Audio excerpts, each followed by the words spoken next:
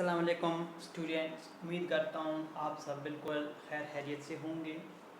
आज मैं unit number 8 की पहली और ओवरऑल सब्जेक्ट का लेक्चर नंबर 18 दे रहा हूँ।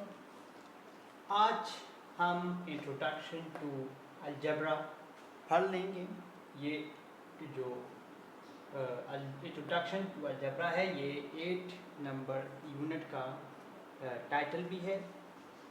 और आज हम मतलब इंट्रोडक्शन करेंगे अलजेब्रा का और अलजेब्रा से रिलेटेड बेसिक कुछ कॉन्सेप्ट्स का, जो कि बेसिकली अलजेब्रा में यूज़ होती है। अलजेब्रा का जो डिफिनीशन है वो मैंने यहाँ पे दो टोक अल्फाज में लिखा है कि algebra is a language of symbols. यानी अलजेब्रा क्या है? ये एक लैंग्वेज है जिसमें हम क्या पढ़ेंगे? सिंबल्स। अब तक हमने जितना ये बुक पढ़ा है, हम नंबर्स के साथ खेल रहे थे। कभी एडिशन, कभी सब्ट्रैक्शन, कभी मल्टीप्लिकेशन, कभी डिवीजन, कभी एलसीएम, कभी एचसीएफ। यानी जितना भी हमारा अब तक काम हो चुका है, इसमें हमने हिंसों के साथ गेम खेला है। और उस नंबरों के साथ खेलना, यहाँ तक जो पार्ट है इस बुक का, इसको जनरली अरिथमेटिक कहा जाता है।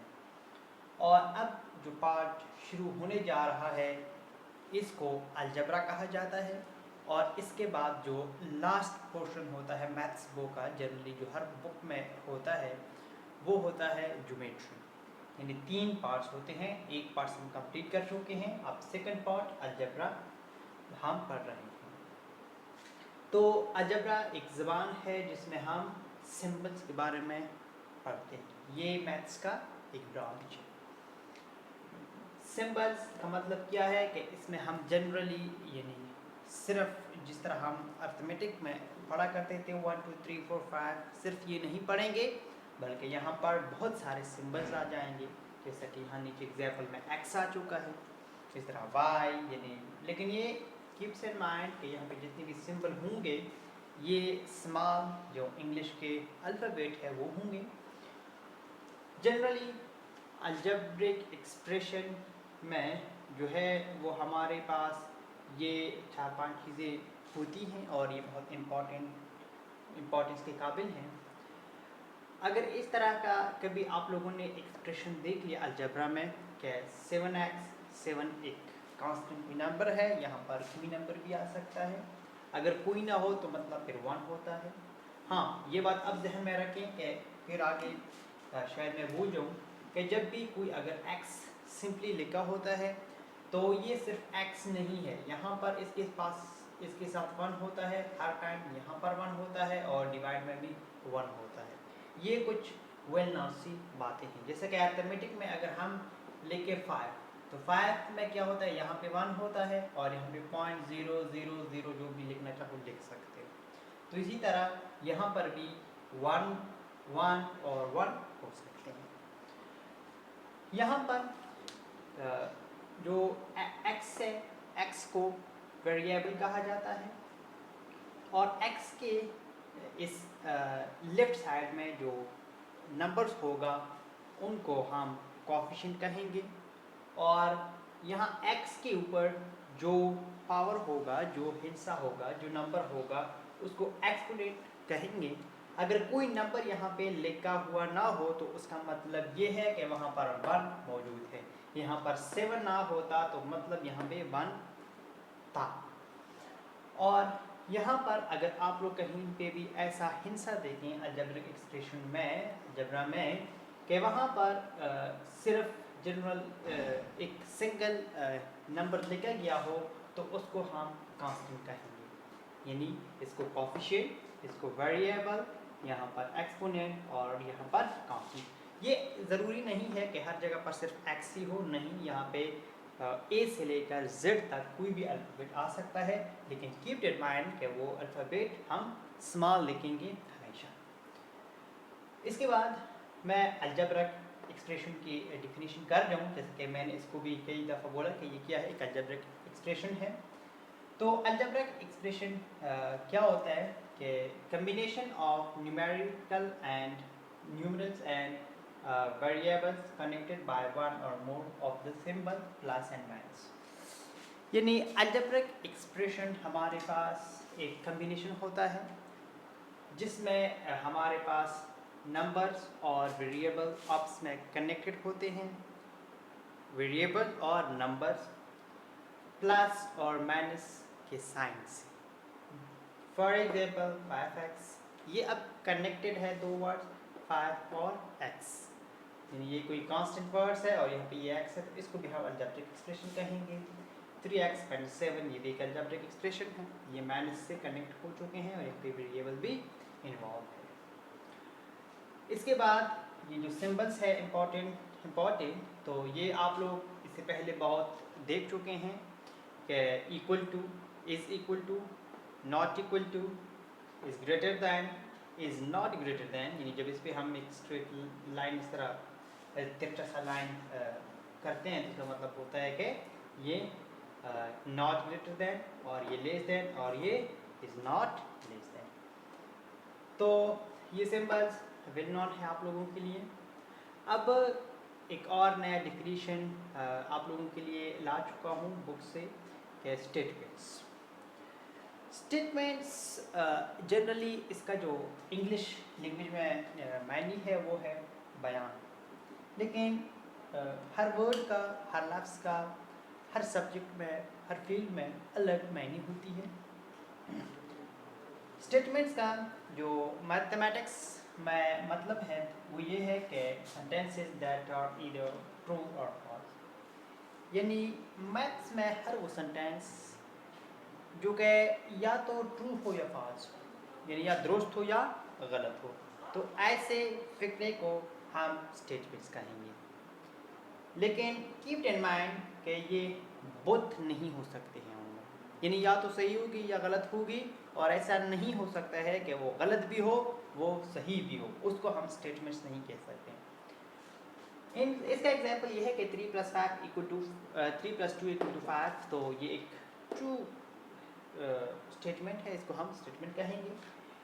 7 is less than 4, this is wrong, क्योंकि 7 ग्रेटर दैन 4 है, तो ये फॉल्स है। तो इस तरह की वो ट्रू हो या फॉल्स हो हम आसानी के साथ बताएं, कोई कन्फ्यूजन नहीं होगा।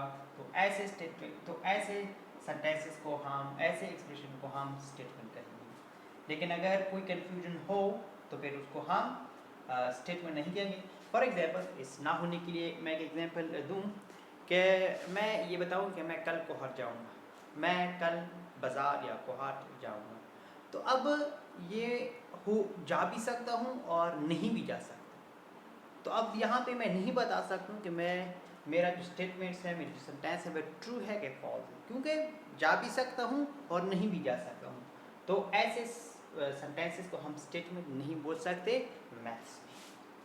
अब ये नीचे नज़र नहीं आ रहा है, मुझे लग रहा है, तो मैं कैमरा थोड़ा नीचे कर जाता हूँ ताकि सही से नज़र आ जाए।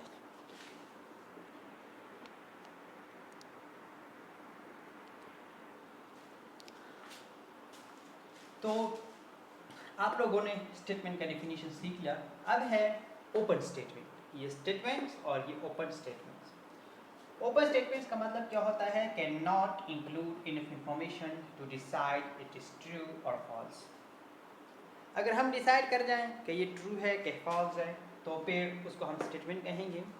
अब अगर एक एक्सप्रेशन हमको इस तरह का दिया हो कि वहाँ पर हम ये ना बता सकें कि ये जो एक्सप्रेशन है ये ट्रू है कि फॉल्स है, यानी इन्फॉर्मेशन ही सही नहीं हो, इनफ ना हो, यानी काफ़ी ना हो, तो उसको हम कहेंगे ओपन स्टेटमेंट। एग्जाम्पल के लिए x + 3 = 5, यानी अब यहाँ पर हम नहीं बता सकते हैं डायरेक्टली कि ये ट्रू है कि फॉल्स है, क्योंकि ये ट्रू भी हो सकता है और फॉल्स भी हो सकता है। क्योंकि x जो है, x की जगह पे अगर हम ट्रू लें तो स्टेटमेंट ट्रू है, अगर ट्रू के अलावा कुछ और लें तो स्टेटमेंट गलत है। यानी मतलब ये ट्रू भी हो सकता है, फॉल्स भी हो सकता है, इस x पर डिपेंड करता है। तो ऐसे स्टेटमेंट को हम कहेंगे ओपन स्टेटमेंट्स। अब अगर इस x की जगह पे हम इसकी ऐसी वैल्यू तलाश कर जाएं कि ये जो स्टेटमेंट है ये ट्रू हो जाए, तो फिर उस वैल्यू को हम स्टेटमेंट की सोल्यूशन कहेंगे, सोल्यूशन ऑफ स्टेटमेंट। यानी अगर हम इस x की जगह पे ट्रू लिखेंगे तो ये जो हमारा स्टेटमेंट है ये ट्रू बन गया, और जब ट्रू बन जाए तो ऐसे तो ये जो है ट्रू इसका इस स्टेटमेंट की सोल्यूशन है। तो यहाँ पे इसलिए आप लोग इनफिनाइट यानी लामहदूद सोल्यूशंस यानी एग्जांपल्स देख सकते हैं। तो इन्हीं कंसेप्ट्स पर आप लोगों का 8.1 एक्सरसाइज सॉल्व हो जाएगा। कोई प्रॉब्लम नहीं है, कोई इशू नहीं है, मैं देख चुका हूँ इससे पहले। अगर फिर भी किसी को कुछ प्रॉब्लम है उस एक्सरसाइज से, या फिर यहाँ पे मैंने जो कॉन्सेप्ट्स आप लोगों के साथ डिस्कस किए हैं, जो डिफिनीशंस की हैं, उनमें कोई प्रॉब्लम है, किसी चीज़ की समझ नहीं आ रही है, तो मैंने नीचे डिस्क्रिप्शन में व्हाट्सएप नंबर, ईमेल और इसके अलावा ये नीचे कमेंट्स बॉक्स में भी आप लोग मुझसे पूछ सकते हैं। उम्मीद करता हूँ समझ में आया होगा, लेकिन अगर फिर कोई मसला है तो पूछ सकते हैं। तो आज के लिए इतना ही काफ़ी है। इंशाल्लाह फिर हम थोड़ा आगे और जाएंगे नेक्स्ट वीडियो में।